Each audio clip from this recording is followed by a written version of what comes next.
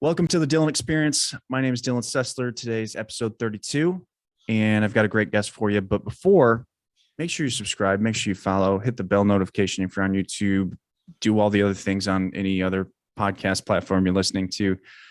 But my guest today, really excited for this. She's a local to my area, which is exciting because at some point we're going to meet. My guest today is a woman on a mission. And that mission is to empower those struggling with chronic pain and give them alternatives outside of medication to lessen pain, to live sustainable and healthy lifestyles. Her own story of chronic pain empowered her to dig deeper into the systems available to people and make a difference in the everyday battle against chronic pain. She is an entrepreneur and the founder of her very own Hope and Harmony system to walk people through the hardships of chronic pain with an empathetic yet empowering voice. My guest today is Serita Valmond. Serita, how are you? I am amazing after that intro. Like I was saying before, I'm like, maybe you need to start doing my copy for me. I'm out here because you did amazing. I'd almost look around and be like, is that really me? Like, did I really do all these things? And for the people listening, like I've already met Serita, so I have the pleasure of knowing that intro doesn't do her justice. And I'm going to tell you this, Serita, it doesn't do you justice. There's not enough there that tells everybody about who you really are. I'm really excited to share you with people because that's what you deserve. That's what you need. That's what people need. I love your energy. I love what you have to share. I love what you have to talk about because it's a different way of looking at things. And I love perspective. And I just want you right now to tell people a little bit about your story, kind of give, you can go as in depth as you want. The floor is yours. Tell us about you. Well, first off, thank you for everything. As always, I appreciate you. And as far as for my story, it's definitely an assorted tale, nonetheless, because that's usually how it goes, unfortunately. And so for me, it was really an unfortunate/fortunate accident that actually got me to where I am today.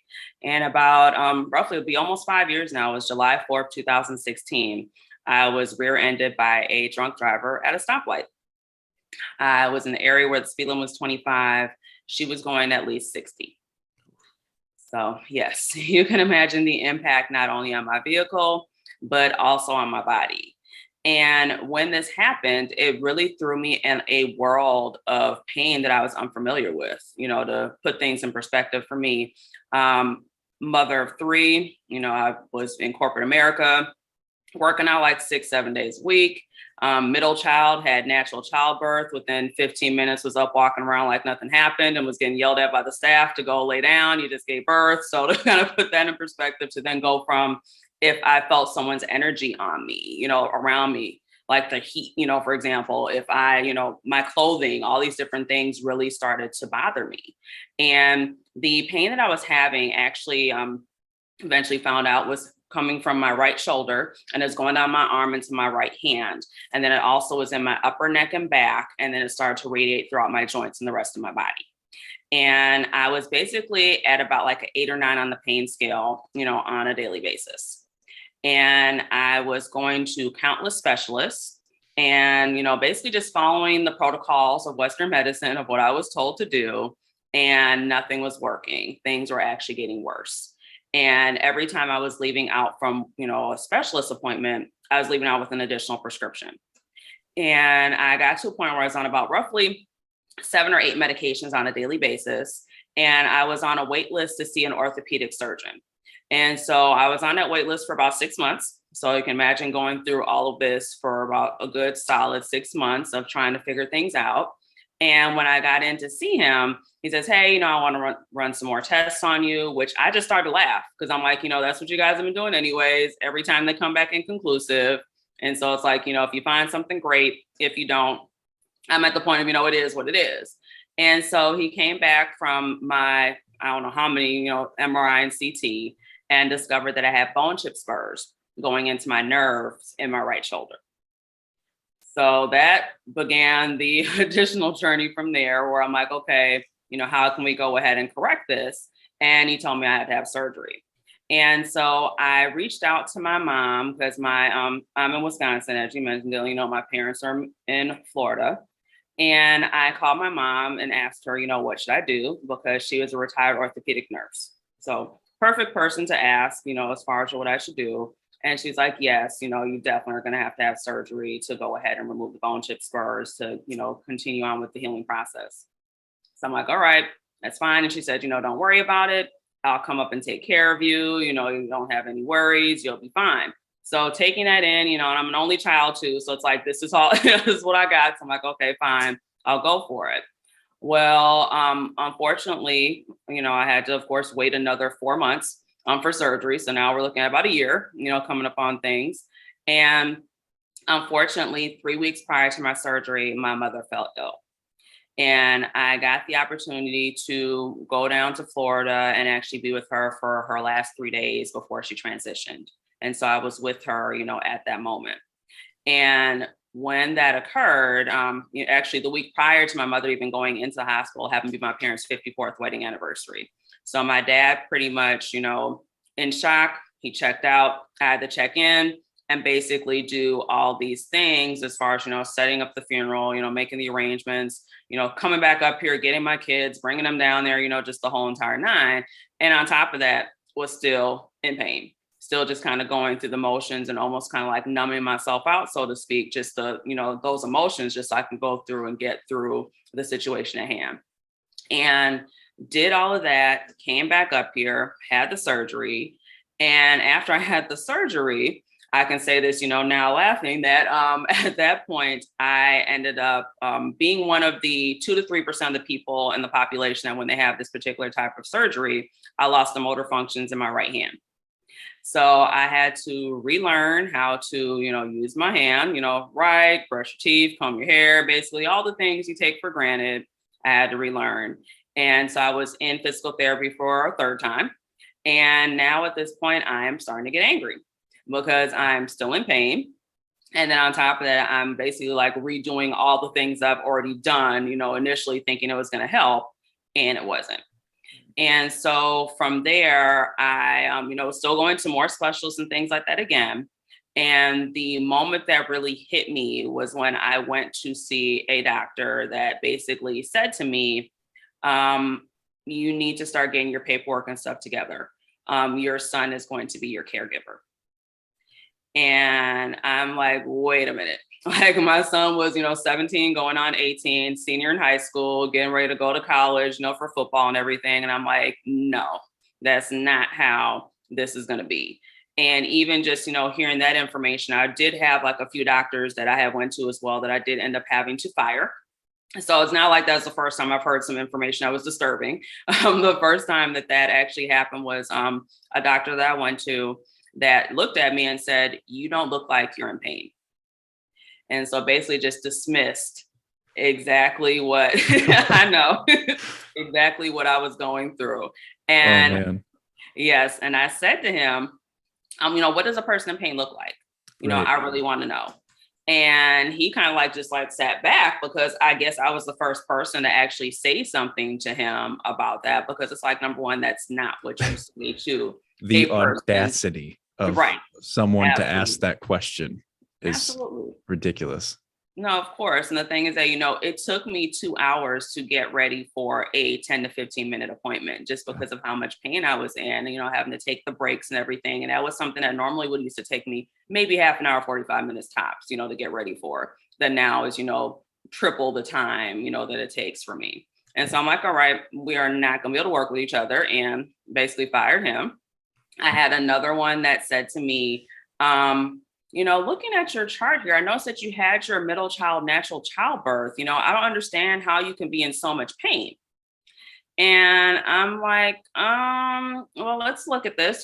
First of all, you're a man and you will never have a menstrual cramp. You will never know what it feels like to give birth to a child. And not to mention, you are comparing apples to oranges. Like having a child, once that's done, that pain is done. You have a baby, you go home, all those things, are associated with that. Versus with this, it's constant. It's not going away. It's like the medication was kind of taking a little bit of the edge off, but not enough for me to be able to get back to the things that I was doing. And at that point, I was basically bedridden, so for someone to sit there and say that to me, I'm like, nope, can't work with you. We're not going to do that. And then the last one I had went to, it said to me, it's in your head. There's no way that you could be functioning, at the pain level that you're saying that you're at. That can't happen. Like, you wouldn't be able to do that. And it's like, so once again, another person dismissing, what I'm saying as far as for my pain, my pain threshold, which was, of course, completely screwed up, from having the accident and everything like that, where I'm like, no. So, looking at all those pieces, and then, like I said, having that last one, really say that to me, I want to say probably the next day or a couple days later, I basically had a mental breakdown. Like, I dropped my son was driving, so I don't have to worry about taking him to school. But my younger two were still in elementary school at the time. So I took them to school. I was on disability at the time, and I came back home and I just started crying, praying, meditating, just saying, like, something has got to give. Like, I cannot continue on with the path that I'm on right now. And at that point, I'm dealing with depression, anxiety, and then also now suicidal thoughts, because I've lost my best friend. Like, my mom was really that anchor for me that really helped me. And that was the person I talked to, even though she's in Florida, talked to her every single day at 10 a.m. We had our, our standing appointment, talking to each other, and she would know that. And so, not being able to have that outlet for me was really a huge piece as well. And so after, having that breakdown, while it was going on, all of a sudden my phone dings. I'm like, okay, it's just a message, no big deal. And then I kind of turned back around. I was like, well, no, wait a minute.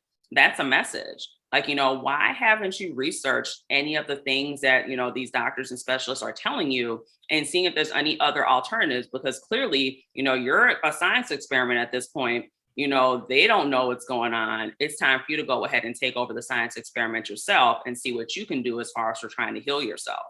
And, I initially was taking on, everything that they were saying as just being, as quote unquote survival. Like, that's it. That's what it's going to be, based off what they're saying to me, not realizing that, hey, this is my life, this is my body, I need to go ahead and kind of look at what I can do for myself. And so from there, I went into that lovely rabbit hole of Google and started, doing as much research as possible, almost was late, getting my kids from school from being stuck in the rabbit hole, and got them, came home, and I just made a decision that I'm going to go ahead and start making some changes. And so I went through and I changed my nutrition. I went ahead and worked on my stress management, which honestly, I didn't have any. I didn't know what that was. I just thought that, hey, that's what it is. Everyone's stressed. We're all doing stuff. That's what it is. Not knowing that there are actually things that you can do to lessen your stress. Also worked on my sleep, because of course, if you don't rest, your body's not able to heal. And I definitely was not getting, solid, sustainable rest. I maybe could sleep 2 to 3 hours tops at a time before having to, take another medication again that could put me out for like maybe a half an hour, to kind of like, and just like doing that whole, circle all over again. And then I also, started working on my movement, because as I mentioned before, I was working out, 6-7 days a week prior. And now it's basically down to nothing, just because the pain had really overtaken my ability, so that I felt my ability to be able to go ahead and actually move.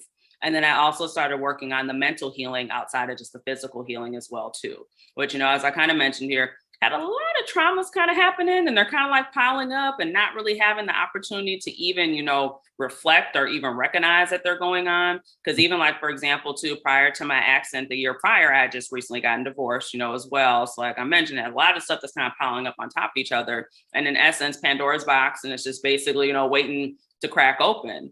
And so I was eventually, during this process, I was put into pain management protocol, which I will say is, it's not as horrible as people might think it is. But for me, it ended up being, another additional set of pills, where now I was on actually about 15 medications on a daily basis for all these symptoms that I had, which I was diagnosed with 5 different things at that point, where I was diagnosed with fibromyalgia, myofascial pain syndrome, degenerative disc disease in my neck, nerve damage, and chronic migraines. So I was advised that, because of all the symptoms that were associated with that, that's where the medications were coming from. And it almost was starting to become like a, just like a wheel. Because when you're looking at, you're taking one, pill for one thing and for another, and it's just like continuously being on that, that cycle. Right. And so, from there, I did go in and, worked with a psychologist there, which was amazing. And I remember I was telling you the story, Dylan, that, before I went in, I was like, all right, they are going to take my kids from me. They're going to think I am crazy. They're going to lock me up. Like all these thoughts are going through my head. So like I'm in the parking lot crying because I'm like, okay, let me just prepare myself for this because I'm going to have to say goodbye, to my kids for right now.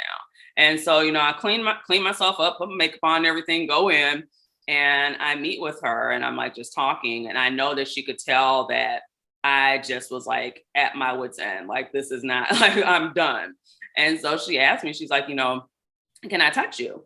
And I'm like, okay, like not sure where this is going, but I'm like, yes, you can. I'm like, yes, you can. And so she took my hand and she said to me, she was like, you are safe here.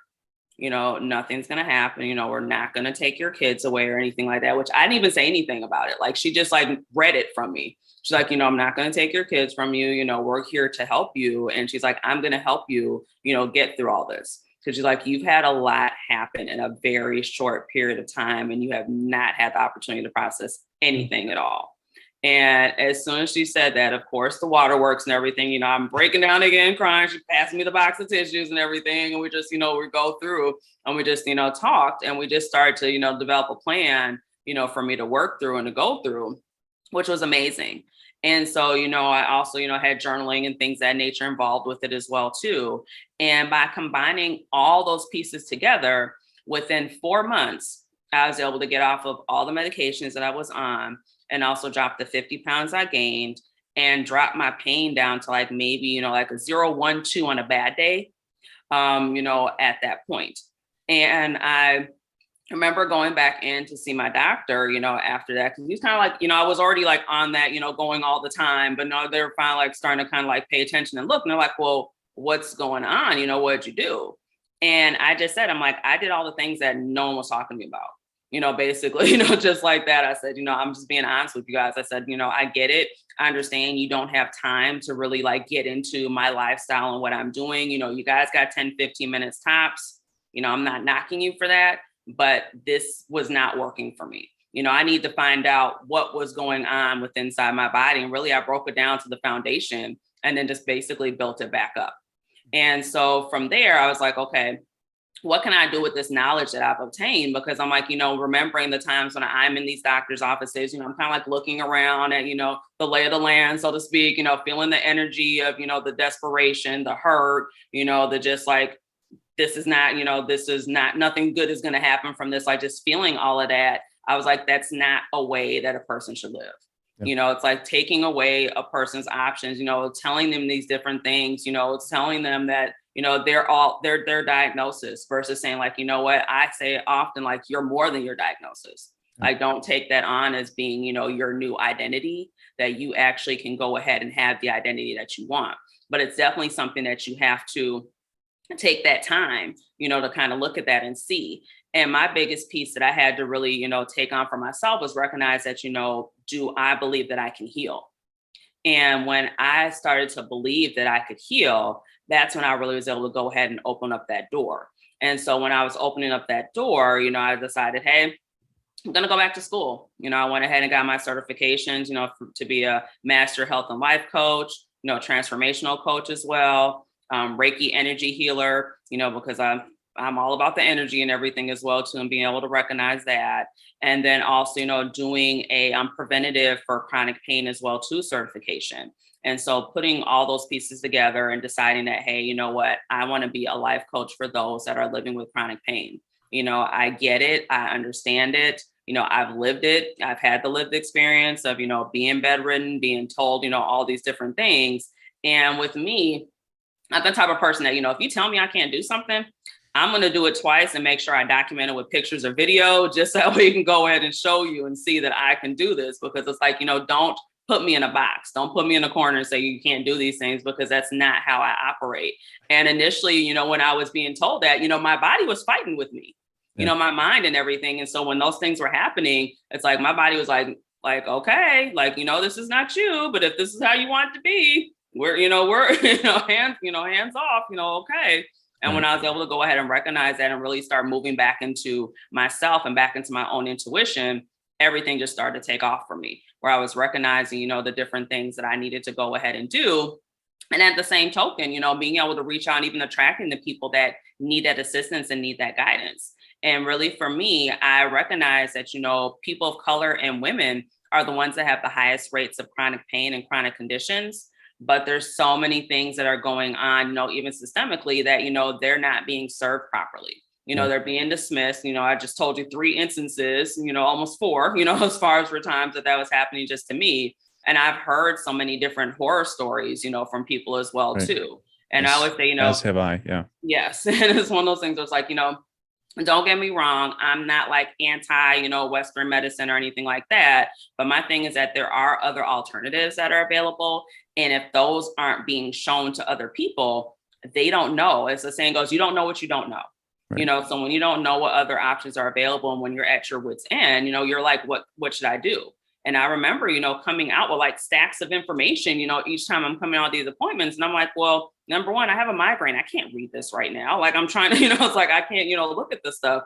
Who can help me to decipher this information? And even for myself, I was like, I needed a me, when I was going through all this to be able to go ahead and direct me and show me, what can I be doing? What should I be doing? How can I go about this? And so that's really how everything came into play, for myself to be able to go ahead and do what I'm doing now.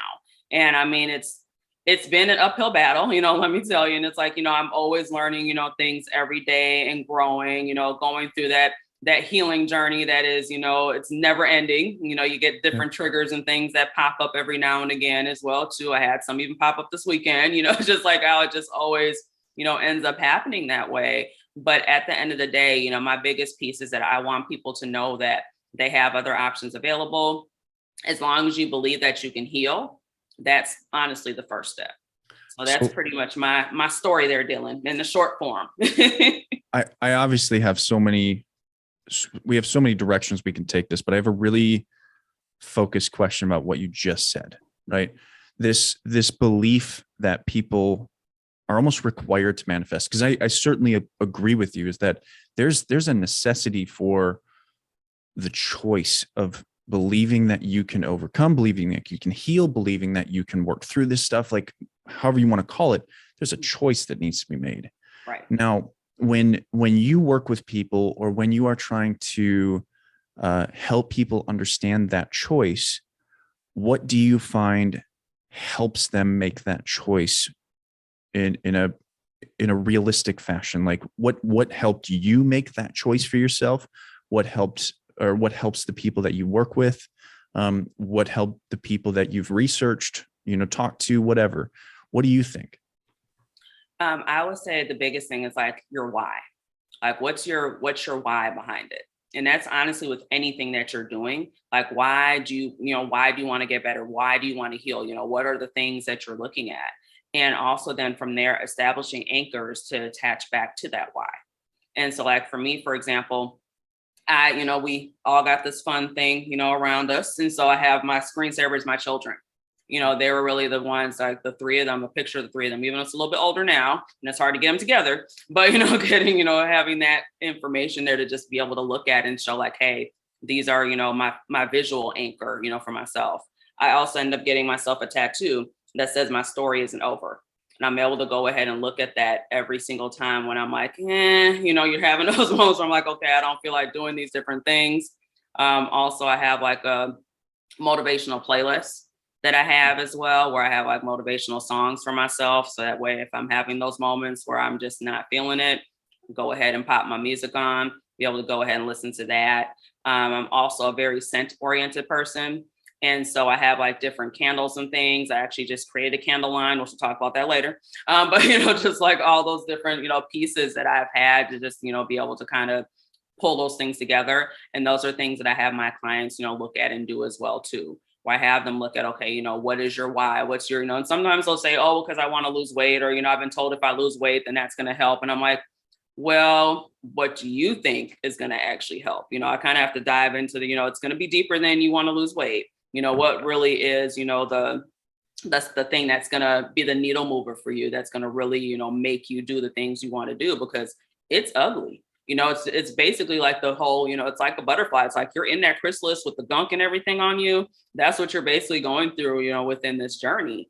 And when you're going through that, there are going to be the times where you're looking at yourself like, this is ugly. Like, I don't even want to look at myself in the mirror. I don't know. Like, there are times I looked at myself, I'm like, how did I get to this? How did I get to this point in my life where I thought that I was going to be actually starting over my life, but not like this? This is not the way I wanted it to go down. Yeah. But at the same token, I recognize that, the universe was trying to get my attention. And I'll say like my quick, piece on that is that this car accident that I was in was actually the fourth accident that I was in. But the thing is that every time I was in a car accident, people were hitting me. Mm-hmm. And so it was never a situation where I hit anyone. It was them actually hitting me. And I kind of have a little, thing behind myself saying that, my attention was trying to be, gotten, and it was not gotten until this major, situation happened, where now it's kind of ended up redirecting me into my purpose, which is really, being of service and really just helping people to get back to themselves and be able to go ahead and get back into using their own intuition, because so often we're pulled away. We're told, even when you go to school, you're told to be quiet, sit there, listen to the teacher, like all these different things, where like there's some kids that just can't, they can't sit because that's not in them to be able to go ahead and sit like that, because that's not their learning style. So, I mean, there's so many different things that kind of, come into play that you're looking at, and even like belief systems and things to, dismantle, so to speak, and let people know, hey, this is how you can live your life the way that you want it to be. And that you also can go ahead and have that opportunity to reestablish the way you want things to be as well. Do you think that, and this is more of a personal question for you, do you think that the traumas that happened childhood, throughout your young adult life, kind of, this question is really, it's a complicated question, so I don't know exactly how to ask it, but do you think those pieces of your history are things that you have dealt with in response to the immediate problem of obviously this accident and the chronic pain? Do you think if that forced you to look at things beyond that accident and look at those 4 accidents and the things that happened before, and how did that kind of come to being in terms of how you're dealing with things now? Very good question. I would say, long story short, yes. Definitely, I could say that, and even looking at, doing research and different things like that too, that if you don't deal with, your traumas and things that happened, on the emotional side of it, that it can manifest itself in the body and come out as physical pain as well too. And that's definitely, part of what was going on with me, where I was like, okay, I've knocked down, like I mentioned, I was kind of like around like a 2 or so, on my pain. And I was like, well, what is this last, like, piece? Like, what's going on? Like, let me go ahead and kind of look and research deeper into it. And that's when I discovered that some of the stuff that happened to me, I'd say the majority of it, like I mentioned before, I didn't deal with. I just basically put in the box and threw it over my shoulder and was like, we'll deal with it one day, but today is not that day. And it was like, and all of a sudden it had to be all these things happen to then force me to actually sit. I was literally forced to sit down and pay attention to what was going on, almost similar to what was happening in the beginning of the pandemic, when everyone was just like, what the hell is going on? What am I, it's like it forced everyone to sit down and be like, okay, you have to now be with yourself. I have to actually, kind of look at yourself in the mirror, or, so to speak, and see what's going on. And I basically had a crash course of that, prior to it. So it kind of almost prepared me for when this initially happened, because it's like, not being able to process, like I said before, and knowing how to process it. And because I didn't know how to process it, I just put it in the box and threw it away. And was just like, hey, one day it'll pop up. But unfortunately, everything popped up at the same time. And it's like, whoa, how did this happen at one time? But, that is definitely, very true, that it did end up, unfortunately happening to me that way. But then also recognizing too, that now from working through it, it definitely, released a lot, from the, the emotional ties in my body. Yeah. And it's so, I'm curious, how do you think as a person of color that has impacted how you actually perceive trauma, or, how has that played an impact or a role in how you've actually looked at this your whole life? Definitely seeing like the systemic things that have actually occurred, even just like within this country when it comes to like the medical system, for example, being able to be conscious of that and looking at that and, recognizing, because like for myself, and I've mentioned to you, I'm a first generation American. Yep. So my parents actually immigrated to this country, from England, but my mom was originally from Barbados and my dad was from Dominica. And so having to kind of learn the lay of a new land myself that my parents weren't really able to guide and direct me through, I'm able to go ahead and kind of look at things from that perspective and that scale. And then also learning, on my own as well too. And, talking with other people and just, seeing what they've gone through and even just looking at the history of our country, as far as for how things have happened, with the medical experimentations and things of that nature, where right. It makes it very difficult for, some people to, go to the doctor to begin with, because they're often afraid that they're going to be a science experiment, which has been a historic, it's a historical fact that it has happened. And even me, living through it and being that I was actually, like I said before, a science experiment, as well too. And so recognizing that and knowing that, I don't want people to be afraid of going to the doctor, because the thing is that there are things that do need to be looked at, but at the same token too, you also have some control. You do have control on what you're putting inside your mouth. I'm going to be quite honest on what you're eating, right.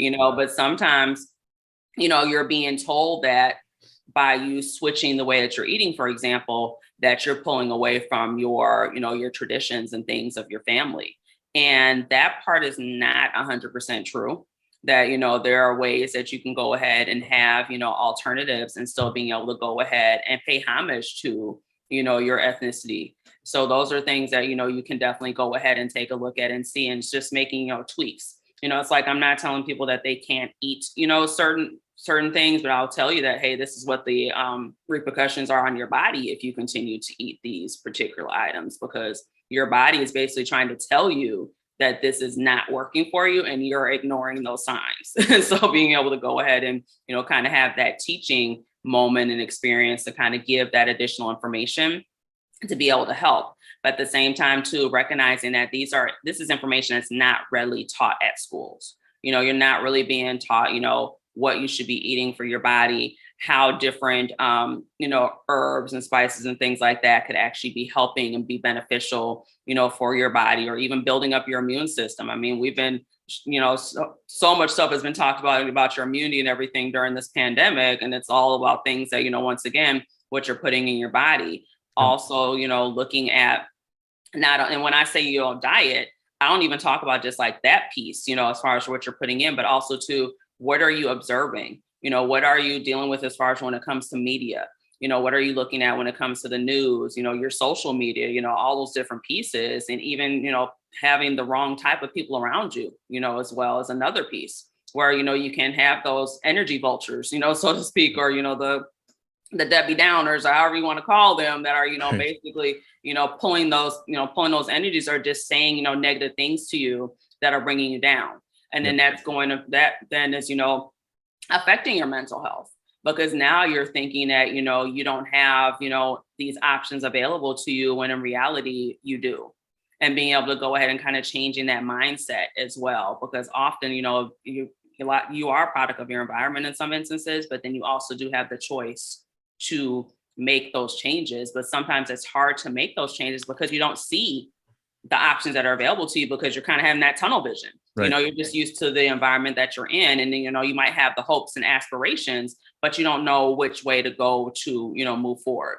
And even though now we got Google and YouTube University and all those different things like that, that you're able to go ahead and look at, now the kids even nowadays have a little bit more of an edge, than we do, just because they are, taking advantage of the technology. But then you got to look at that too, because that's a whole nother, nother ball of wax, as well. But I think those are all, pieces right there that, come together, when it comes to looking at, the pain management as a whole, just as being a person of color, and just kind of looking at how systemically, unfortunately, things have not been fair.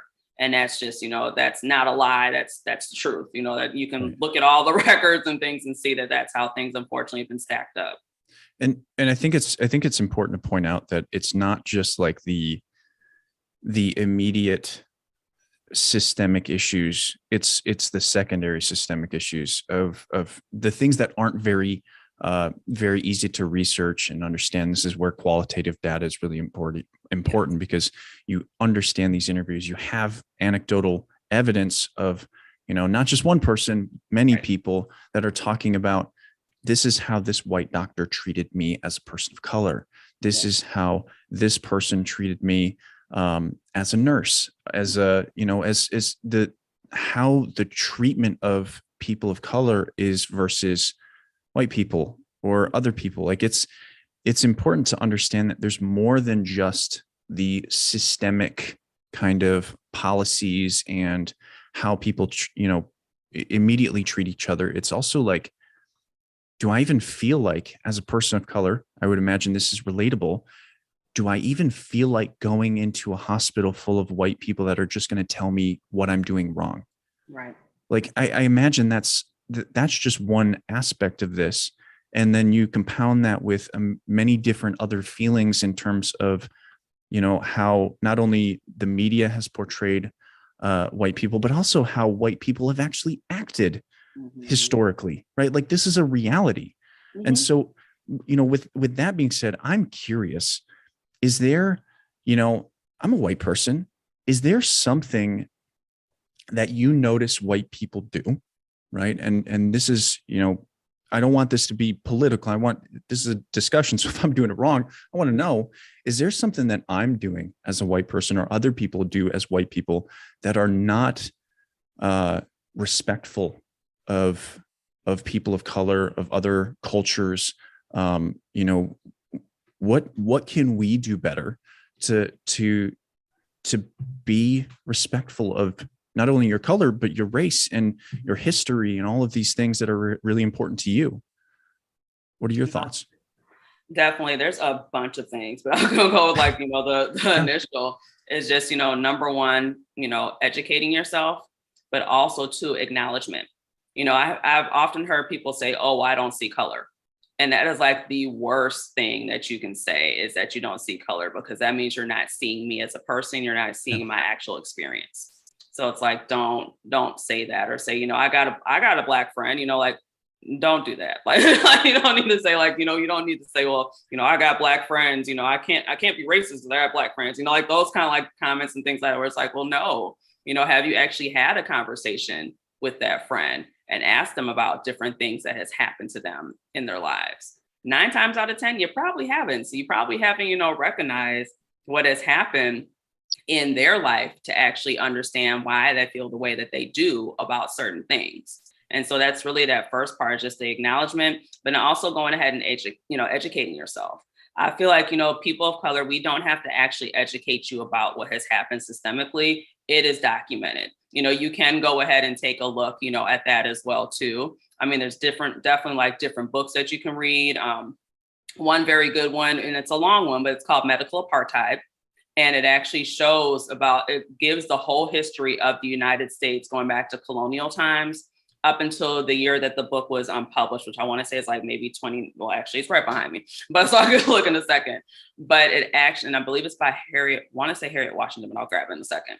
But it actually gives the history of, why people of color are very sketchy when it comes to, going in and actually, having research and things done, because it does talk about the Tuskegee experiment. It does talk about Henrietta Lacks, all these different people that were experimented on, that, this information is still being used to this day. And even looking at how, some of the doctors, even as close as I want to say a couple of years ago, are still, kind of showing that, hey, they assume that people of color have a higher threshold for pain, which is that all comes back to slavery time, where that was just something that basically was, instilled in master's mind, so to speak. So that way he didn't have that, that guilt, as far as your punishment of, the slaves and things of that matter. So, I mean, it goes really deep.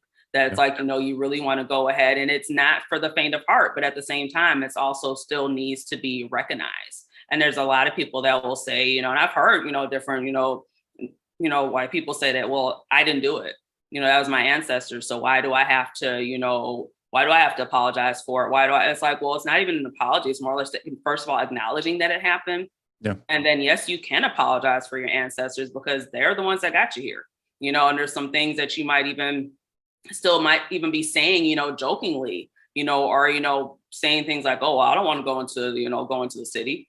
I don't want to get robbed or, all these kind of things like that. Like I've heard people say those things, and it's just like, wow. And even being a person myself of color, that I actually grew up in a all white neighborhood. I was the only Black person in my neighborhood, almost up until the time that we moved out. And when my parents actually moved, so it's like for 21 years. And being able to, witness the things that were said to me and just, looking at all those pieces. And it really came back to uneducated people not knowing, what to say or what to do, and just looking at me because of me being a different color. Yeah. That they couldn't, relate. When reality, there are some pieces that, we can definitely all relate upon. But I know that my experience has definitely been different, than yours and vice versa. And that's okay. That's something that, then we can go ahead and have these conversations and be able to, remove the emotion out of it. And oftentimes, we can go ahead and have those discussions to agree to disagree, as well too. Absolutely. And I can be passionate, because sometimes, it's just a matter of, a person might not understand if a person is, being passionate. So, they might be talking louder and it might be boisterous, but it's not saying that they're trying to, beat you up with their words or anything like that. It's just right. It's the passion and everything that's behind it. And that's also just another thing too, being able to, recognize that piece, that it's not something that someone's trying to attack you, verbally or physically. It's just say, hey, this is real stuff. This has really happened. Well, but let's get to the bottom of it. Let's talk about it, and there's not, and if you don't know, like I said before, you don't know what you don't know. So right. Having that open space to be able to go ahead and ask a person, like just how you just asked me that question, that's a beautiful question, because that's something that honestly needs to be asked more often. So that way we can go ahead and break that piece open and see, okay, now what can we do to move forward? Because often the questions are, also being asked, but then you're not seeing any solutions that are coming behind it. And so that's another piece of it as well too. The important thing of what you just said is like talking about the passion, right? Like what I think is forgotten in many ways is that the passion that you show for a subject like talking about people of color, talking about racism, talking about systemic racism or anything like that is, in many ways, this is a life and death conversation for you. It's not for me, right? I don't have the same problems that you have. I have different problems and very much relatable problems in terms of like what we're talking about specifically is because historically the veteran community is not necessarily, it's nothing like racism, right? But the concept of how we talk about it is very similar in terms of how we have historically looked at PTSD and how we've historically looked at trauma. And there's so many different relatable issues like sexual trauma, domestic violence, right? These very taboo subjects, suicide, is that the conversation is not open to people. Right. It's like how your doctors talk to you, right? Mm-hmm. Well, you don't look like a person that has PTSD, right? Like, well, you've never been to war, right? Saying that to a woman who was raped as a child, like that. I mean, that's completely an atrocious thing and malicious thing to say. In now my understanding of educating my own self, right? It's not something I really understood before I actually started looking into PTSD and trauma and all of these things. And in many ways, racism is your trauma of your culture and your race in many ways. And so we, as I think as white people, I don't speak for everybody, but I look at you and I understand because I've done the research. I'm a sociology major. That doesn't make me perfect or make me understand the whole issue. It just makes me acknowledge it. Right. Because I know that when I was struggling with suicide and I told my mom about it, the only thing I needed was an acknowledgement. Mm-hmm. That's it. I didn't need her to apologize for any of the behavior that maybe pushed me into a situation where I didn't feel comfortable to actually talk about it. Mm-hmm. I just needed her to understand that this is what I'm going through. Right. I don't honestly want an apology. And I imagine that there's a lot of people of color out there that don't want an apology. They just don't want to be treated like shit anymore. Right. And be acknowledged and be like, I'm here. I'm human. I'm not going anywhere. You Yeah. know, I shouldn't have to be going through the things I'm going through, that you're able to go ahead and walk around, you know, on a regular basis and not have to Yeah. think twice about what's going to happen when you leave the house, or think twice about what's going to happen to your kids. Yep. You know, even with me, I have a son and I have two, you know, two other children. And my son, when he first started driving, because he, you know, was going back and forth between Brookfield and Milwaukee, and my ex-husband bought him a BMW X3 for his, you know, for him to drive. And I said, you're setting him up. Yeah. And he's like, well, what do you mean? He's like, we are able to afford it. You know, I wish I could have had that when I, you know, I said, I get that. I said, but also you need to look at the real behind it, being that, you know, what if he gets pulled over? And having those conversations with my son saying, hey, you know what, make sure that if you do get pulled over, you either A, call me or your dad, or B, you go live on Facebook. Like, I'm like, I don't, you know, if you can't get a hold of us, you know, just to do something so that way information is documented. It's like, those are things that a lot of people don't have to think about, that you don't have to have that conversation with your child to say, when you go to the store, don't have your hoodie on, you know, make sure it's your face, make sure your hands are out of your pockets so that no one's going to do anything to you. Even like with my, you know, even looking at my son, he was, you know, the same height as me because I'm 5'6". He was the same height as me when he was 10. Yeah. And so now he's 6'3". So, you know, looking at those, you know, that difference, and it's like, you know, he was 6'3" at 16. And so looking at that, like, you know, you're still a child, but because you're in a man's body, so to speak, now you're looked at as a threat. So, I mean, there's so many different pieces to look at. I have never had to have those conversations. Mm-hmm. How the hell am I supposed to understand that? Right. Like, that's when we have things like TikTok, things like Facebook, YouTube, Instagram, we have all of these social media sources, we have Google, we have the ability to look at the perspective of other people and understand these stories. Because this is not the first time I've heard this, right? This, you know, you can go on YouTube and watch stuff like this. Mm-hmm. And if you're not at this point, it's you're then apt to making the dismissive and neglectful behavior that hurts people, right? Yeah, because if you've ever, you know, and this is for anybody, if you've ever been through a situation that is hard to talk about, and you had that conversation and someone dismissed you, think about how you feel right now. Like, that would suck. And in many ways, our society has done this to you, to people of color, to your son, right? Mm-hmm. For too long. And we need to, you know, it's one of the reasons why I want this podcast to be this, right? To have these conversations. You know, I ask hard questions, mm-hmm. right? And I have hard conversations. I have hard conversations about suicide. I have hard conversations about racism. You're not the first person of color to be on this podcast. And you won't be the last. I want more. I want to have this conversation openly and honestly. And I want to acknowledge my own ignorance in all of this. And you know, in many ways, this is a requirement for me, is to have conversations about hard topics, to understand that I don't know what I don't know. It's such a relatable comment, obviously, because we've both talked about this before. Yes. But we need to have these conversations. We're not perfect individuals, right? And I think we've, you know, maybe white culture has placed themselves on a pedestal of knowing what's right for everybody. And the reality is we absolutely do not. Right. And it's important to understand that people of color don't know what's right for everybody. Mm-hmm. You know, it just, no one does. Exactly. The reality is that we don't know what's right for everybody. And so we have to have a conversation to do what's right for as many people as possible. Right. You know, and if we don't have that conversation, if we don't ask these hard questions, we're never going to come to an understanding of that. Right. It's that simple. Mm-hmm. No, absolutely. And that's like the biggest piece. And that's why I always say, you know, often, you know, like I said, about going back to education piece, it's like, so often people are like, oh, well, you know, well, educate me, teach me. It's like, I don't have the time to teach you history of what happened. I'm like, you can take the time. I can give you some research topics or whatever, you know, if you need if you're kind of like leery on the Google search on how you want to do it, like I can give you some pointers, but it's like, other than that, it's like, that's not my responsibility. You know, it's for me, it's like, we are, even in school, we are taught white history.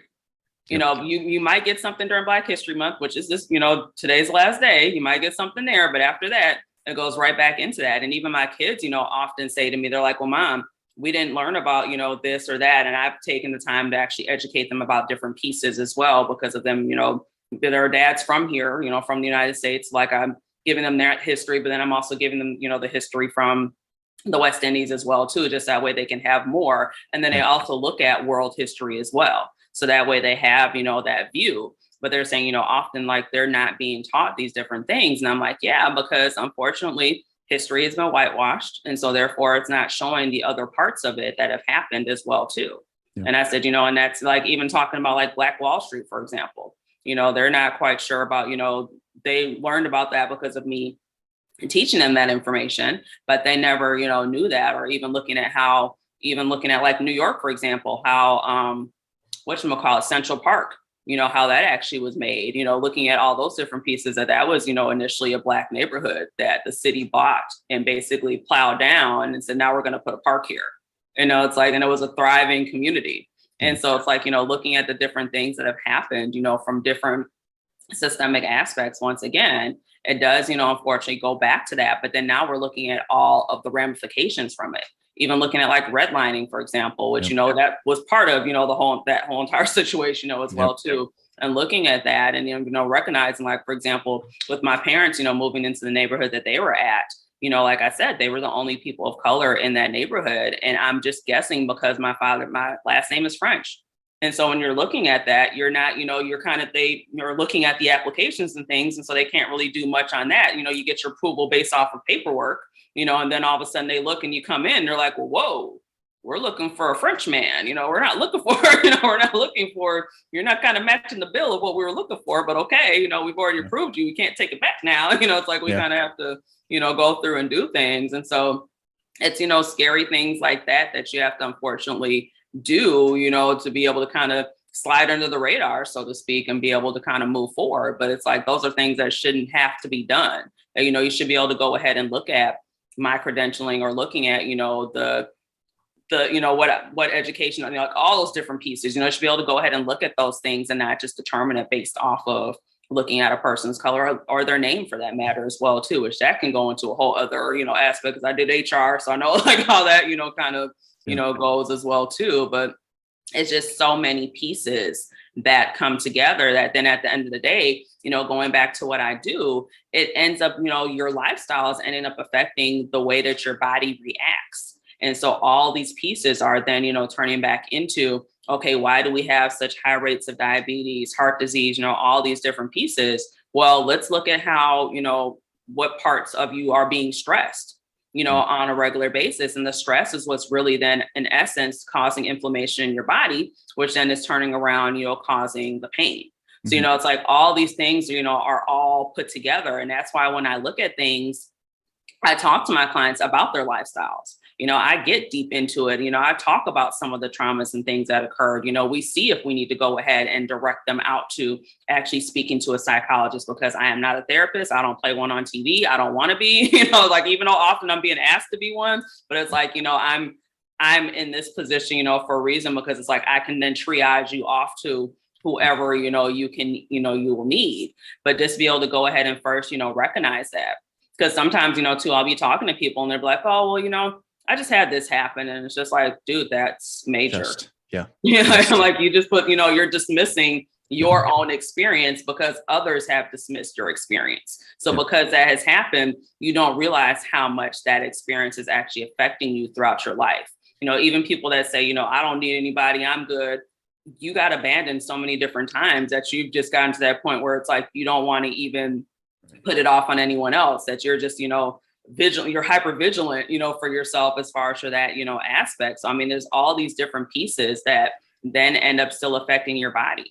And I want to go into that, because that is, from what I've seen in like the race debate, I've seen that as a stereotyping of people of color and the culture, like Black culture.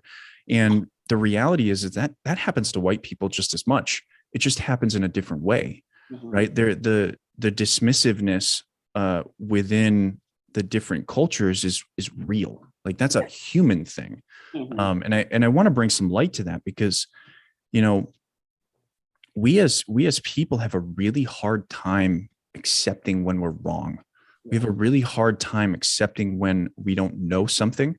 And if it's not practiced, if it's not understood, or if it's not acceptable in our lives, there's such a commonality between all humans. I don't give a shit what race you are, right? Mm-hmm.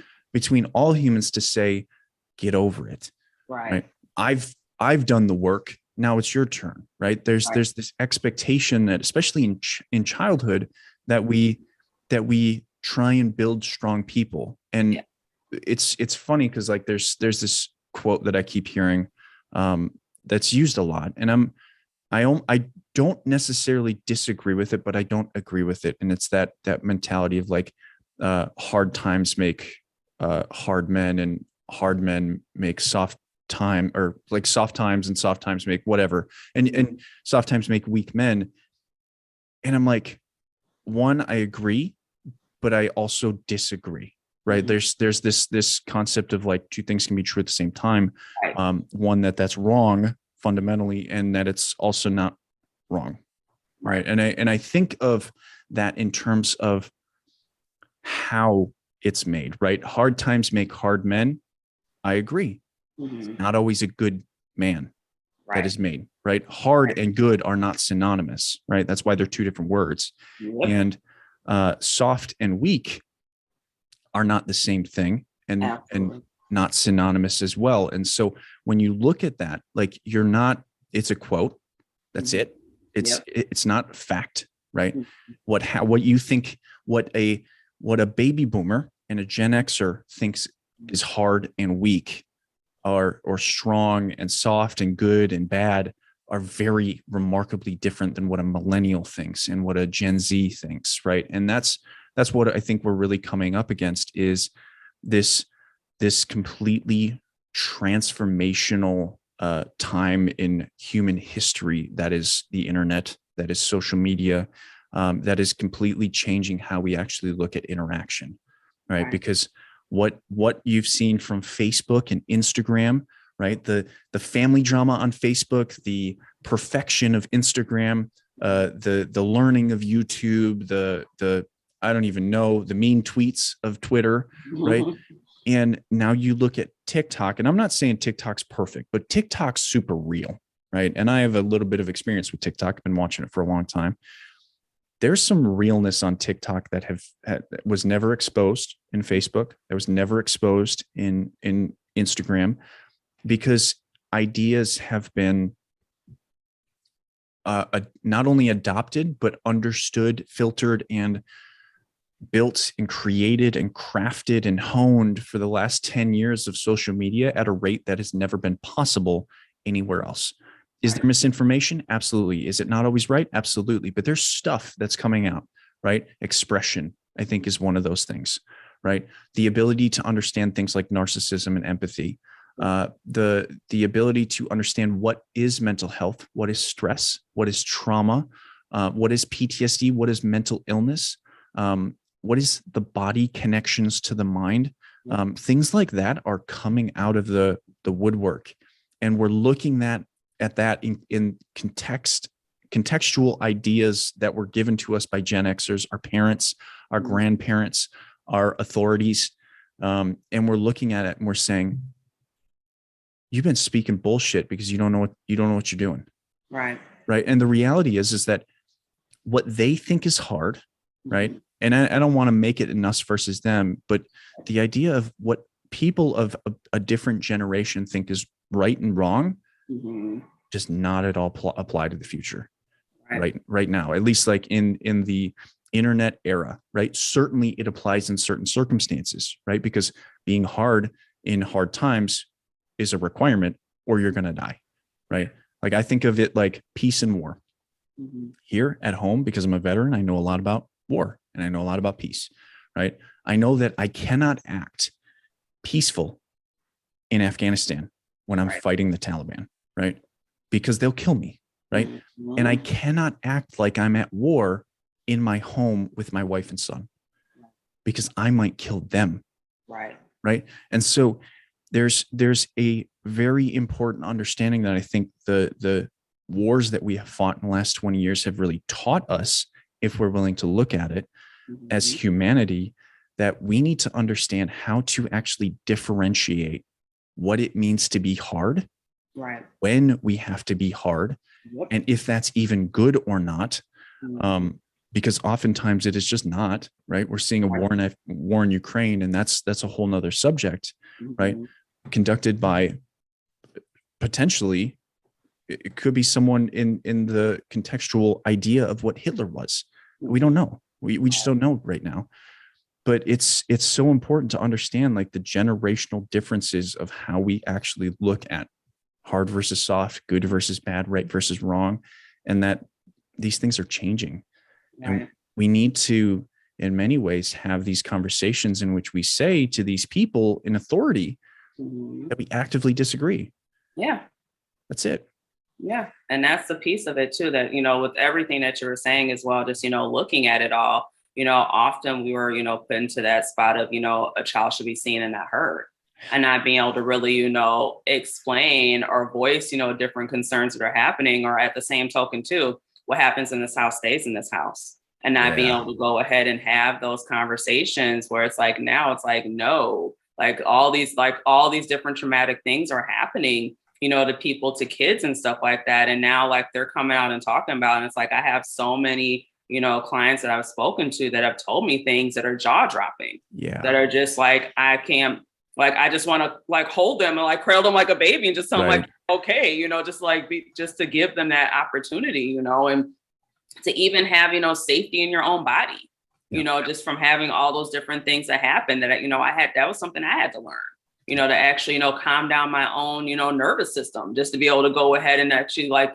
take in the information, to be able to like heal myself, just like on a cellular level, just being able to look at all those different pieces. But it's like, you hit it right on the head, that there's just so much that has occurred that, trying to talk to someone, like, for example, my father's 83. He has chronic pain.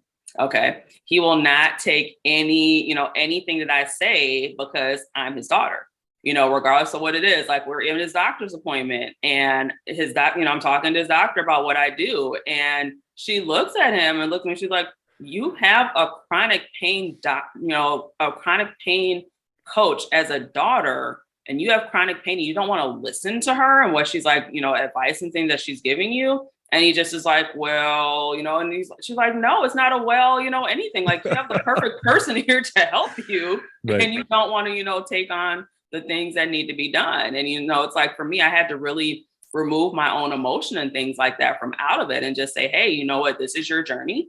I can't, inflict and force anything. All I can do is just assist. So you let me know where you want me to assist at and where you don't. And we just have to, I have to let it go, because it's like, you want the best for your family, friends, or whatever. But at the end of the day, you can't live, their life for them. Right. You have to just go ahead and let them, allow and do whatever needs to be done, for them.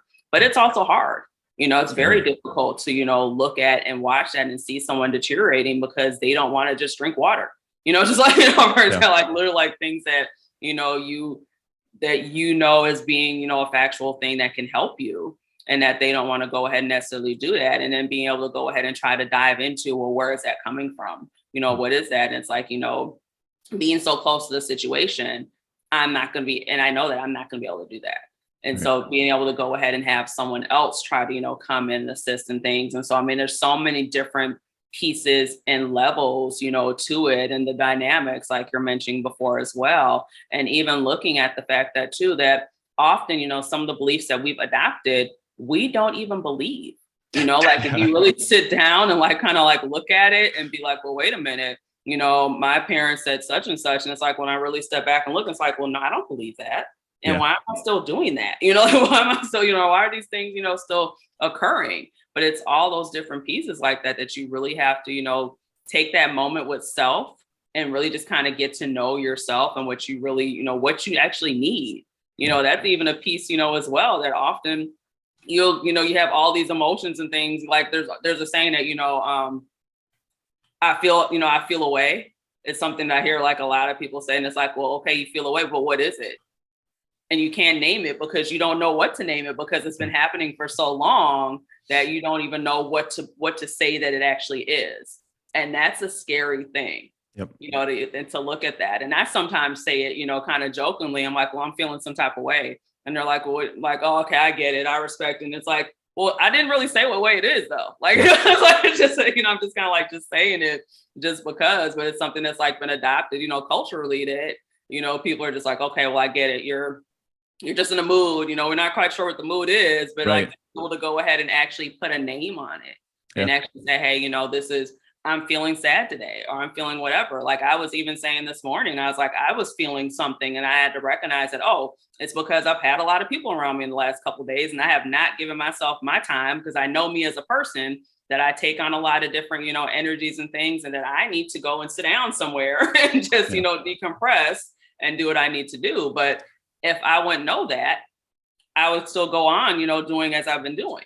That kind of brings me to an understanding of like parenting.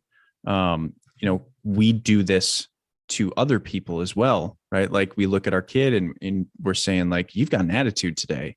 Mm-hmm. And the reality is like, we don't try to understand in some ways because of my own parenting or my own parent, and what happened in my past of like, we assume that it's all about us as a parent, and that, when we're not in control, we assume and we say like, you've got an attitude today, and maybe it's deeper, right? Yeah. And maybe us doing that is actually creating a rift between us and our child because they don't feel heard, they don't feel understood, they don't feel like they can talk to us because we just assume that we know what's up, rather than having the patience and the empathy to say, hold up. And this is where like the difference between hard and soft is, right? Yeah. Like I was told you've got an attitude, and I had to deal with that. And so what did I do? I shut up, right? And I just shut down, right? And that didn't work for me. So if I continue to do that for my child, I can probably expect the same results. That's what we call insanity, right? And is that a realistic version of or idea of insanity or definition of insanity? Probably not, but it fits here, and it's important because if we not only assume what we know about ourselves and just keep, persisting old habits that, die hard and don't do anything for us, we will also do that for our children. We will also do that for our relationships, right? You might say that to your wife or your husband, like, you got an attitude today, rather than saying, hey, what's going on? What's wrong? Right. What happened? How can, is there something you want to talk about? Right. Even if it's hard, let's talk about it. Right. Like, or even how can I support you today? Yeah. Just having like those different types of, questions and conversations as well are huge. Because I'm very much so on that same thing where it's like, when it comes to my kids, like I call myself a cycle interrupter, where it's like, I'm interrupting what's been going on with them, and I'm having that conversation. I'm asking them, and some days I'm good at it and some days I'm not, and that's okay because I'm human. And I give, allow myself grace and everything as well. I apologize to them when I'm not, doing it the right way. Same thing with, the person I'm dating right now. I will apologize and take accountability and be like, you know what, hey, my energy was shitty. I apologize, for that. Here's what was going on. I just couldn't I couldn't wrap words around it. But now that I sat back and looked at it, this is what it was, or this is what it is, or I'm trying to figure it out. And just give me some grace while I'm figuring it out. And then once I figure it out, I'll let you know, I'll circle back to you. But, it's like just those different, pieces like that. And even like with my kids, and I will say this too, that we are right now raising our kids for a world that no longer exists. And that's a part that, can be very earth shattering as well too, where it's like, I'm trying to find out more from them. And I'm definitely raising them differently where they are, they can talk, they can go ahead and have those conversations. And there's sometimes where I'm like, whoa, like, I didn't even know that's what you were thinking or what was going on. Like, you guys are like, they are so smart. They know so much that it's like, I thought that I was trying to, protect some of that stuff. But it's like, at the same time, I don't want my kids in the bubble either. It's like, I do want them to, kind of know that there are people in the world that are not going to, unfortunately, like you just because of the way that you look. But at the same time, you still have the way that you can control, how you react to things, how, things happen, that you can go ahead and you can still speak up for yourself and let me know that if there's if something happens at school, for example, which we've had situations that have happened at school that were, race related, whatnot as well, that I've had to, intervene in. and have conversations with, with the schools and things of that nature to say, hey, you know what, this is not right. This is how this came off to us, so that way you can understand. And that there might be some cultural, sensitivity courses that you guys might need to, start having in these schools. For example, my youngest, because she wears her hair in braids, and someone said to her that she looked like Medusa. And I'm like, well, we can take this in one of two ways. And I, kind of dug a little bit deeper, and I said, well, hey, what else has been said to you?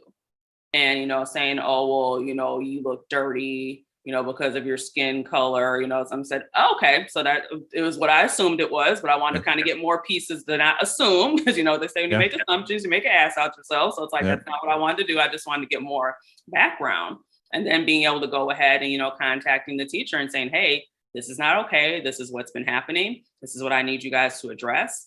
Do I need to come in and set up an appointment to meet with you? How are we going to go ahead and address this situation? Because, everyone has the right to be feeling safe and be able to go ahead and get your education, as well, too.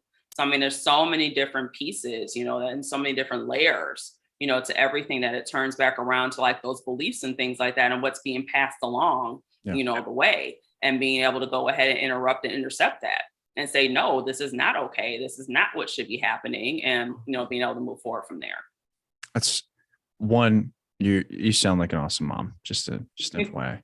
I think it's important to put it out there. If you think, this is not necessary for you, Serita, more for other people, but like if you think that your children are not going to eventually be more savvy about the world around them than you are right now, I think you're doing yourself a disservice, because children are far more observant than adults are. And so they pick up on the nuances of the new world, right? And like you said it earlier, we're raising them for a world that doesn't exist anymore. We're raising them for the world that we grew up in. Yep. And that, again, like, I'm a 90s kid, right? This was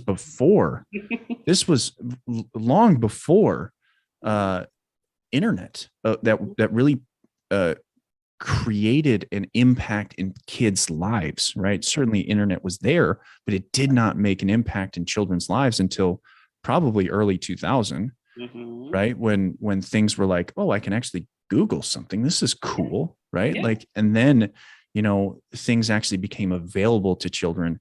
And so we're raising children in, like, we're giving babies cell phones to watch TV.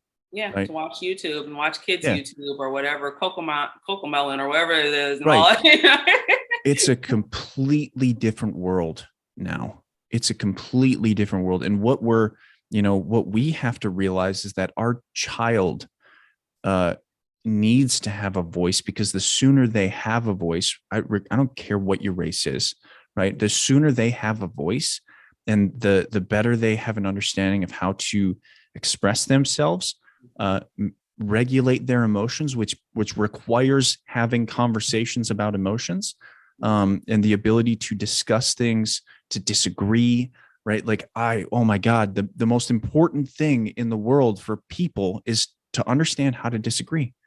Right? We don't talk about that. We don't teach that. Right? If you want to get anywhere with a conversation, right, Serita, at some point we could disagree on something, and I think we could respectfully appreciate that about each other. Absolutely. That's what I say all the time. It's like, agree to disagree, and it's okay to agree to disagree. But not everybody can do that. Right. It's rare. It's so rare. And if we don't teach our children how to do that, and then allow it, right? Because once you teach your child to disagree, they're going to look at you and be like, well, hey, mom, hey, dad, I don't agree. And then what do you do? And mine do that. And they will say that to me. They're like, you know what? I don't agree with that. And I'm like, okay, well, give me, more information as to why you don't. Because I honestly think my youngest is going to be a lawyer or something, because her skills are just like off the chain when it comes to like the stuff that she wants, where then I end up being like, you know what?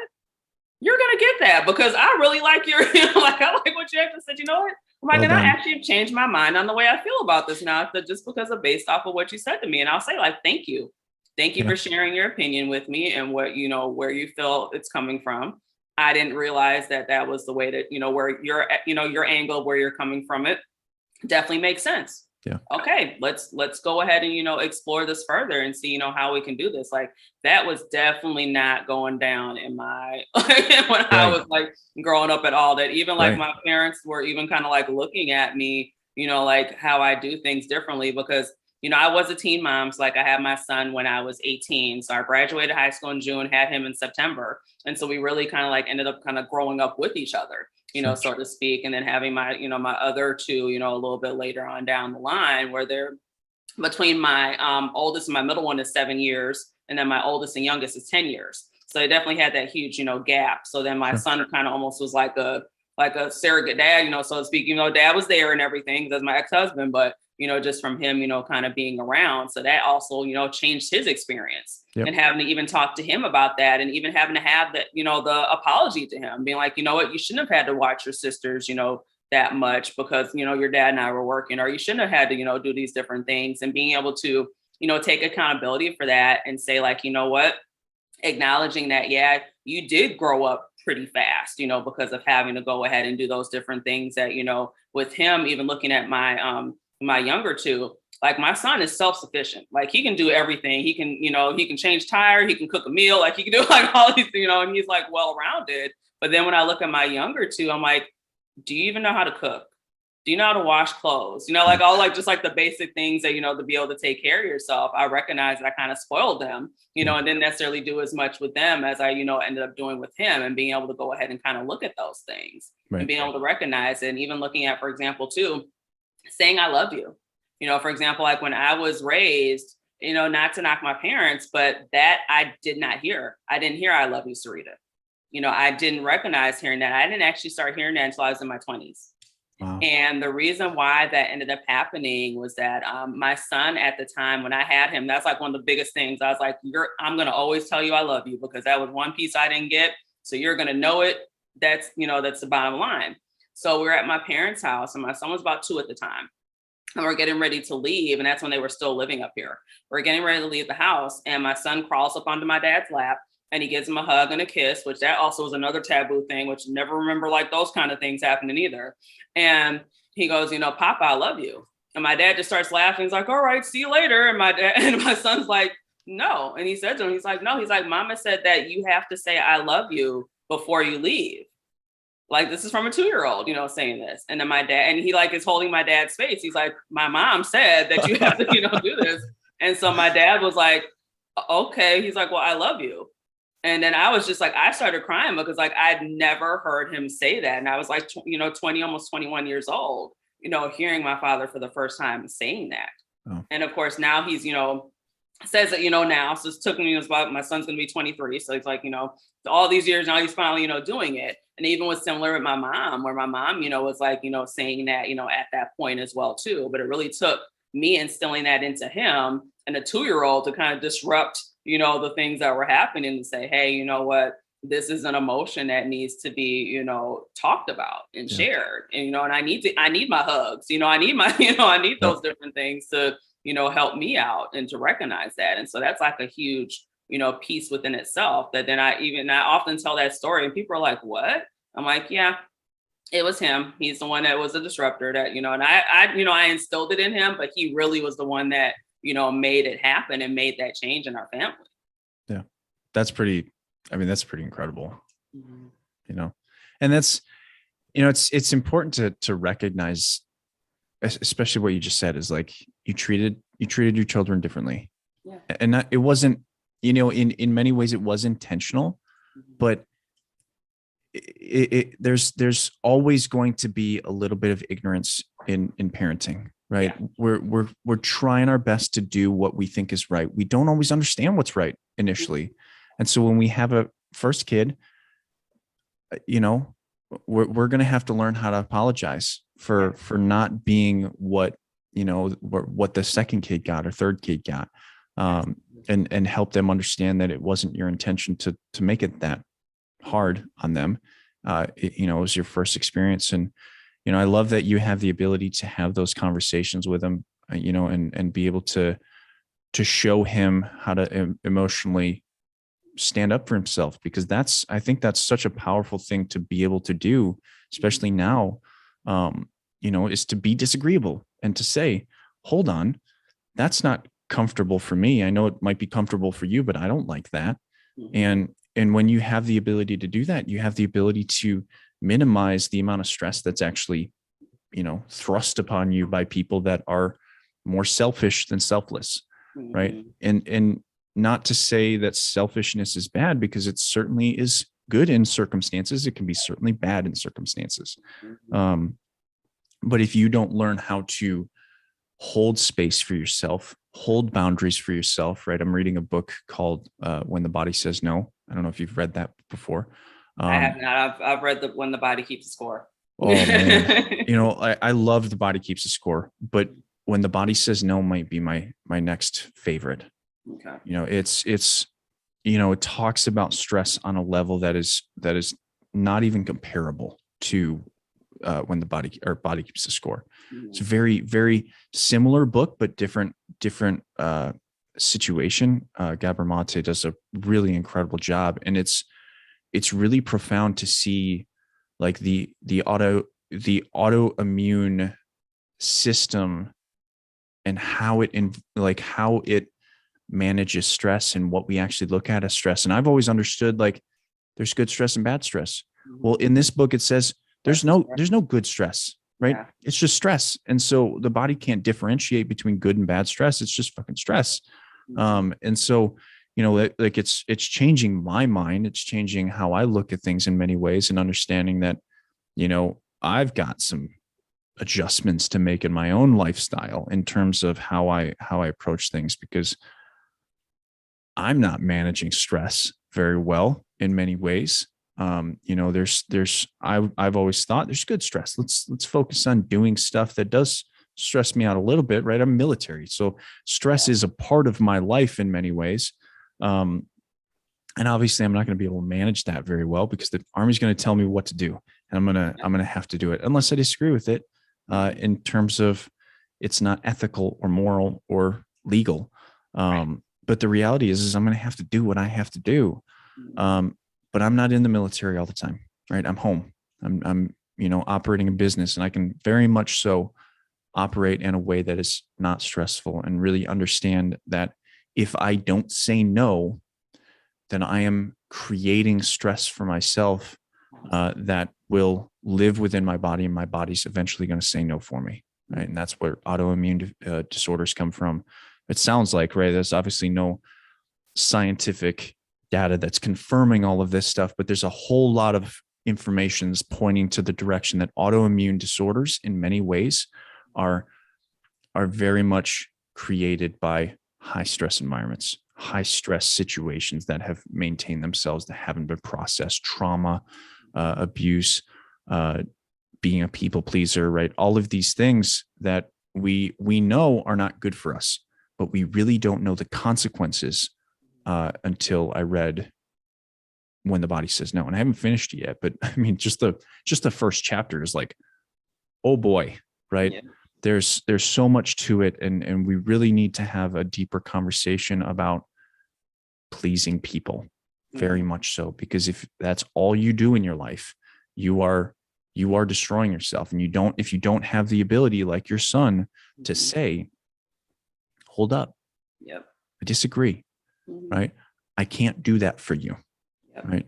And obviously this is something that I think you and I very much emulate in many ways, is being able to say, this is what I can do for you, and this is what I can't do for you.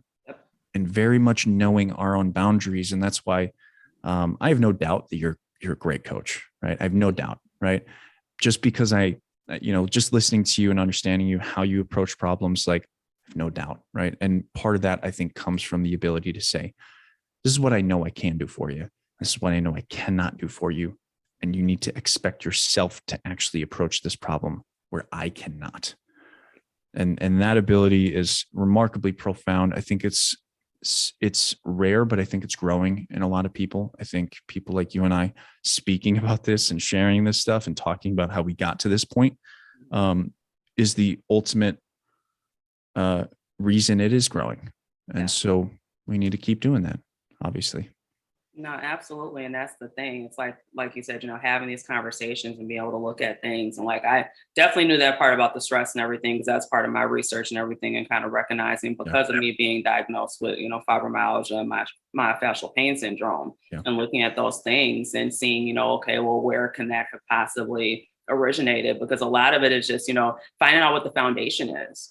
And like, so many of us, our foundations are shot, and so it's like now we're kind of looking back and trying to rebuild them and figure out what can go ahead and actually work out the best for us. But the thing is that so often it's being taught as being like a one size fits all solution, which is not the case. And that's really honestly with anything that's going on right now as well too, where it's like it's all situational. And it's like you really have to go back to just yourself and getting to know yourself and knowing what do you actually need, and being able to go ahead and say that. Like with me, I do a lot of journaling. I try to journal every day. I'm not gonna lie to you, I'm not perfect. So there are days when it's like, it's not happening, but it's like I try to, at least get some of that stuff like out of my mind. And often, one of the big ones that I might say to myself is, what agreement did I break with myself today? And being able to go ahead and kind of look at that and be like, well, what is it that, is pulling me away from me? Because when you start to pull away from yourself, that's stress right in itself, because, your body is literally telling you, like you said, it's telling you no, but just like, oh yeah, I'm going to keep doing it. It's like, well, no, like, don't do that to yourself. Don't make things, more, basically make things worse for you than you need to. And also being able to go ahead and pace yourself, because so often we're just like, go, go, go, go, go. And you run yourself into the ground, and then you wonder why, your body is like, starting to break down and shut down. It's like, well, dude, you worked like 6 months in a row and you haven't had a day off. Like, what do you mean? Like, of course your body's finally going to say, hey, I'm done. And so often, people think that because they're, that's part of the hard, saying, well, hey, I got like, even for example, like, don't get me wrong, I'm not knocking the 75 hard, because I've been seeing that challenge and everything going on. But it's like, for a person that has, like an autoimmune or has like any of these kind of things, I would not, necessarily recommend going that extreme, just because, you have to be able to go ahead and listen to your body and kind of pay attention. It was something that initially I was kind of like looking at myself like, oh, like this looks interesting. Like I could potentially, try this. And then my mind was like, okay, you're in Wisconsin. Like, first of all, you're going to have to wait till it's like summer. Like, and is there really 75 days of summer that actually happens here? No, it's kind of like looking at those, those pieces of it or whatever. But I know that's like a big like generalization looking at that, side of things, but just, kind of for comparison's sakes, just being able to go ahead and, at the end of the day, look at yourself and look at you, and also to be mindful of some of the things that are being said and toted. Like, for example, one quote that I used to love, but now I hate, is that we all have the same 24 hours in a day. I hate hearing that, because we do not all have the same 24 hours in a day. A person that has a nanny and has like a whole team and has a staff and everything like that is completely different than a single mom of 1, 2, 3, however many, amount of kids, or, a man that, is running a business that also has a family and everything like that. It's like, it's a completely different thing. And if you're also a person that's having, an illness, you don't have the same amount of usable time and usable hours that a person that is in quote unquote, good health has as well. And I think that that's one of those things that can put an additional stressor on a person that is, dealing with a chronic pain or chronic condition, because they're trying to play that comparison game, of where that person's at, which of course we know that comparison is the thief of joy. That's one I do agree with, as far as, looking at quotes and things, but being able to go ahead and recognize that, you need to work with what you have, and you can definitely make adjustments to make it work, but don't put yourself into that, adding that unnecessary stress onto yourself of trying to keep up with a lifestyle that is not even yours, to begin with. And not to get you wrong, that you can definitely make adjustments to your lifestyle to make it work for you, but don't look at like Grant Cardone and think that, okay, you got the same 24 hours, that, because it's like, no, you don't. Like it's a completely, different thing. Right. Comparison is right. Like it is the thief of joy. And in many ways, there are points at which you do need to steal your joy from the situation that you're in, because you are making bad choices. But, and I think that's where that that quote comes from is this place of, if you are trying to compare yourself to an unrealistic goal of, I'm trying to be Elon Musk, right? I am not going to be Elon Musk. All right. I promise you, I am not going to be that person. Right. I don't really care for like engineering. Like it's cool. Certainly. I love what he's trying to do. It's fun, but I don't have the passion for it. I have the passion for people. Yeah. And so I'm going to be very different and understanding like how to compare, I like to understand comparison from a much smaller perspective, right? Not a giant perspective of I'm trying to be this person. I'm trying to compare myself in many ways of how are people operating a TikTok focused business that is trying to help people, right? And so I look into that niche and I say, okay, this guy's got really great content. I love it. How can I kind of replicate the style of it if I like it? How do I replicate the business style of this because I like it? It's something that, one, it makes money, which is always important to me because I have to take care of my family, but also not at the expense of me, right? Of my, my genuine, authentic personality, where I'm not going to be yelling at someone like, oh, you need to buy this, right? Like, I don't want to do that, right? I don't want to thrust myself onto your bank account so that I get all your money. I don't want that, right? I want to be authentic, I want to be real. If you need me, that's what I'm here for. And so I want to be able to sell you something that you actually value and appreciate. And so I'm comparing myself in many ways in realistic, small, key focused areas, rather than looking at my personality and saying, I'm not Elon Musk. I there it is.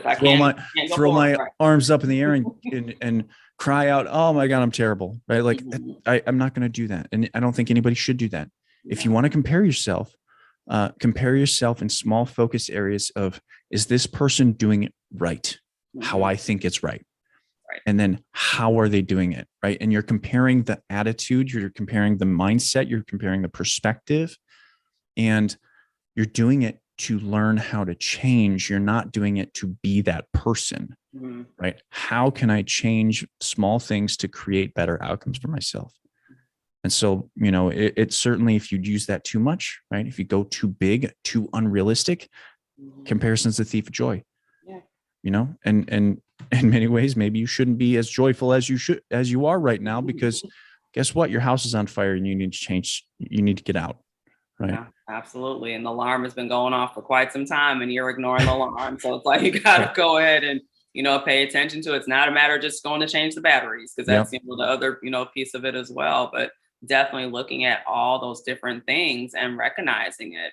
And also being okay with it, because, we all don't do things the same way either. And that's another piece that's like, being able to kind of like remix something that you're seeing and be like, okay, well, how can I apply this in my life? Because I feel like this could potentially help me, and see if it can actually help you. Because sometimes it's stuff where it's like, that's not gonna help. Like, you can be able to go and have that discernment, to be like, that one, it looks good on paper, but that one's really not gonna, move the needle for me, unfortunately. And being able to recognize that. But like you said too, being able to share the value. And that's often something that I do recognize, even kind of looking at, culturally and things like that as well too, that, in some, different forms, some areas are more materialistic than others, where it's like, okay, if you have an actual product a physical product you can show, whether it's like, some Jordans, a Louis Vuitton bag, things like that. Well, you see the value of that based off the name, the brand recognition and things like that. But when you're starting to talk about more of like self-help type things, that's where people are kind of like, well, I do, I get it. I should be, working on these things. Yeah, I am in a lot of pain, but right now that Louis bag looks really nice. So I'm going to go ahead and, get that. But then it's like, okay, looking at your, your particular health, for example, if you can't even get out of the house to actually like enjoy your life and everything, this bag you're just sitting here looking at this bag. Like, what is this, what is this bag really doing? What is it really symbolizing, for you? Because that's something that you could have actually, it's almost in essence, basically just looking at what your priorities are. What are you someday that that bag is going to fall apart. Mm-hmm. Just like you are. Yep. You know, just like just you. to be honest, you know, just like how you are falling apart right now, Yep. that's what eventually is going to end up happening, you know, to that bag. And it's like, you know, being able to go ahead and invest in yourself, you know, and being able to go ahead and look at that and realize that that's something that pays dividends, Yep. that pays forward, that affect, you know, when you work on yourself, it affects your immediate circle, your immediate family. You know, you're affecting your kids. If you don't have kids, you might be affecting, like, you know, your brothers, sisters, friends, you know, whoever. And when there's also that trickle down effect, you know, when they're seeing that you're doing something, you know, it also can, you know, be divisive as well, because it can get rid of the people that really shouldn't have been around you to begin with, which that's okay too. Yep. But then also at the same token, you know, you're able to go ahead and take that knowledge and take that information and share it, you know, with others. And then they can go ahead and see how they can apply it. And find better people. Yep. Right. I mean, like you know, think about it. 7 years ago, you know, coming up in March was my suicide attempt, right? 7 years ago, I didn't surround myself with a lot of people. Right. Yeah. And now here I am, right? This will be episode 32. And a majority of those are interviews with incredibly profound people, incredibly powerful people, incredibly, secure people with who they are and what they're trying to do. The message, obviously, Serita, like, we're going to have a relationship beyond this, right? Like we would be doing a disservice to ourselves if we didn't carry forward a relationship of helping each other out, of doing, you know, obviously I can do your copy and you can do my copy and we can do each other copy and stuff like that. And right, like, help each other out and do good things for each other, because we get it. Yeah. We appreciate each other's message. We appreciate what we're trying to accomplish in the world. And that just wasn't available to me 7 years ago. Right.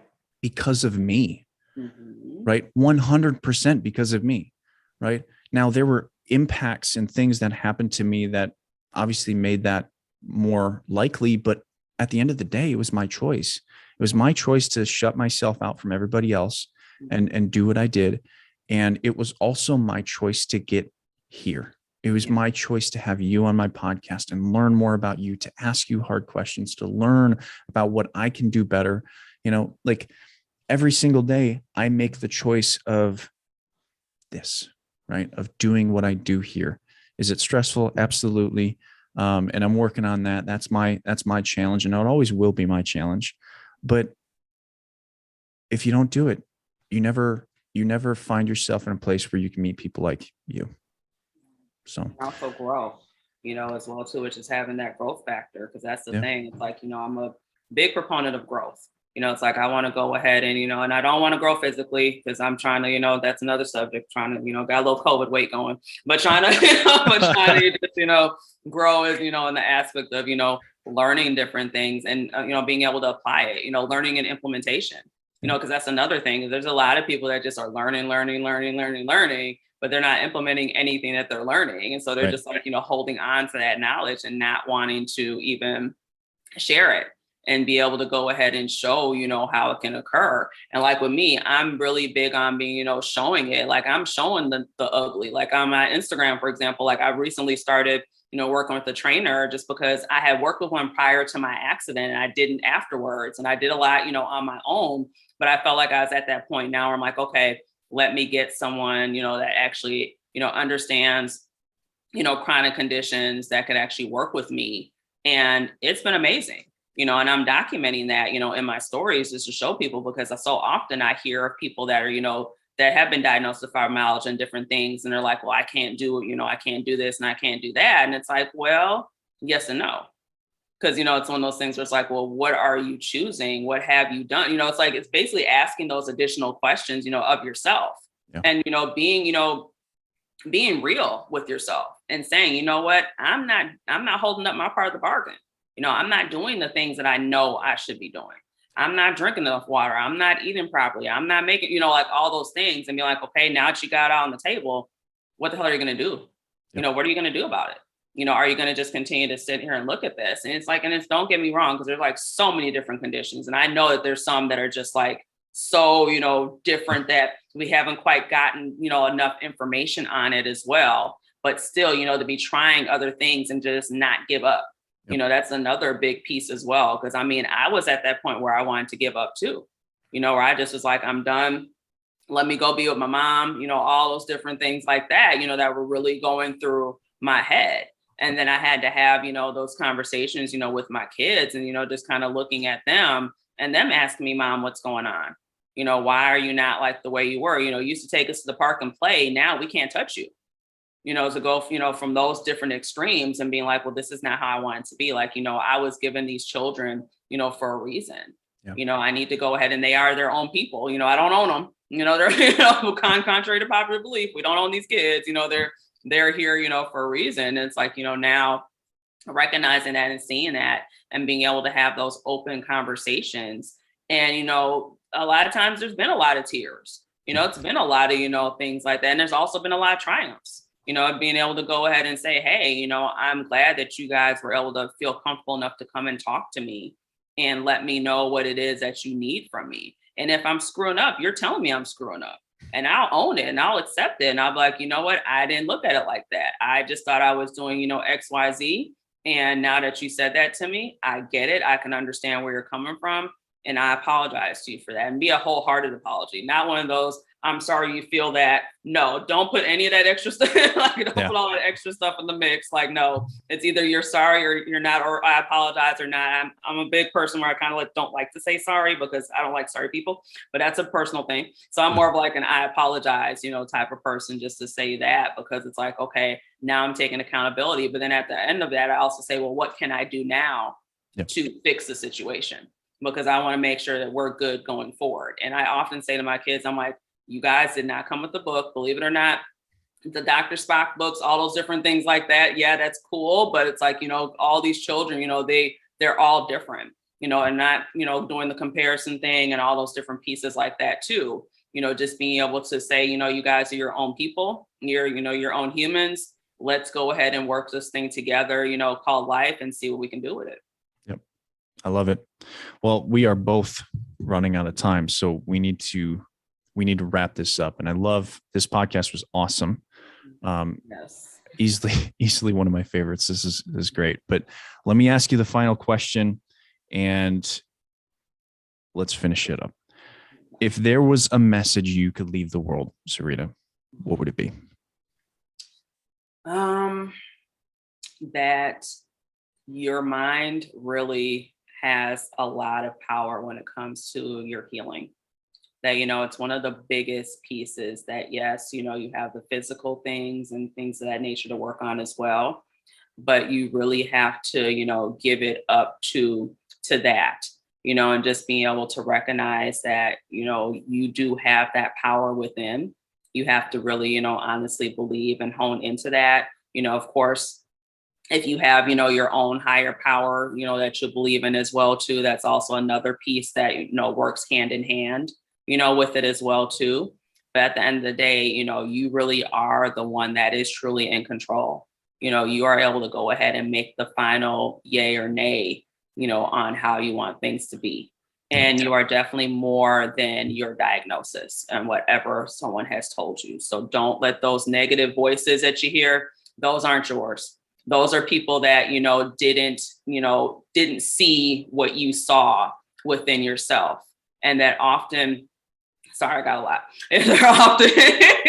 They're often, things that have, happened to them that they don't see, because they weren't able to do it. They cast it off onto you basically, and in turn are trying to turn you from being able to do that.